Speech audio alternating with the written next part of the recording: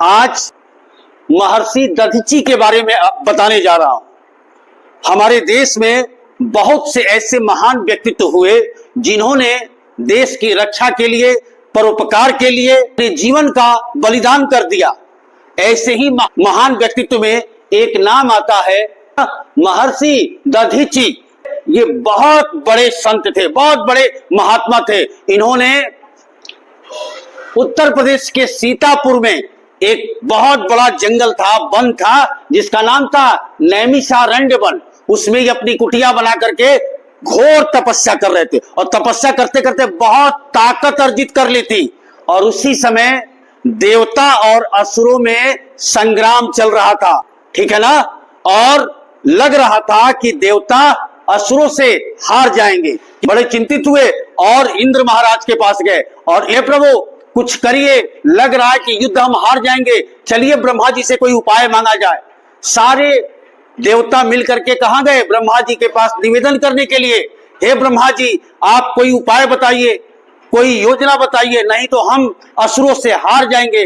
उन्होंने कहा कि हाँ, ये तो लग रहा है कि हार जाओगे भाई। असुरों को हराने के लिए बहुत त्याग की आवश्यकता है, बहुत बलिदान की आवश्यकता है, और मुझे नहीं लग रहा है कि आप देवताओं में किसी के पास ऐसी क्षमता है।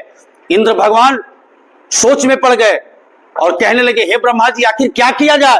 तो उन्होंने कहा कि पृथ्वी पर एक ऐसा महान महर्षि दधीची है जो वन में तपस्या करके इतनी शक्ति अर्जित कर लिया है कि अगर उसकी हड्डियों से औजार बना करके देवता युद्ध करें तो असुर हार सकते हैं, आप जाइए उनके पास।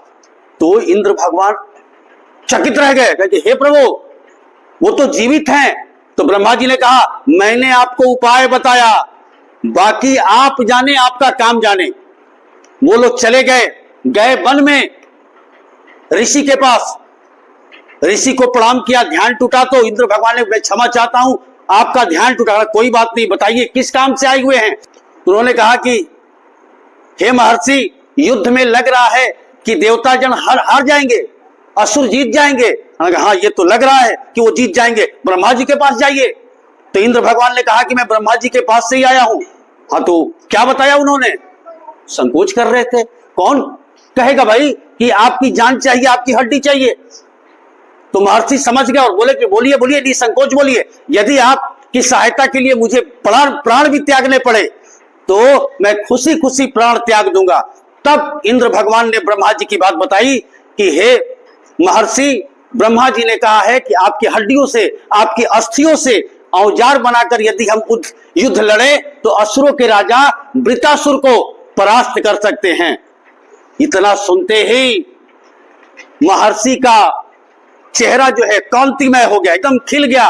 उन्हें प्रसन्नता होने लगी। क्यों प्रसन्नता हुई? यह प्रसन्नता हुई कि चलो इस महान कार्य के लिए मेरा शरीर तो कम से कम काम आएगा। और उन्होंने कहा कि यह आपकी इच्छा जरूर पूरी होगी। और वो ध्यान मग्न होकर के अपने शरीर से प्राण को त्याग दिए और इंद्र भगवान उनके शरीर को लेके गए और उनकी अस्थियों से औजार बनाया और युद्ध किया और असुरों को परास्त करके देवताओं को विजय दिलवाया गया। आई बात समझ में?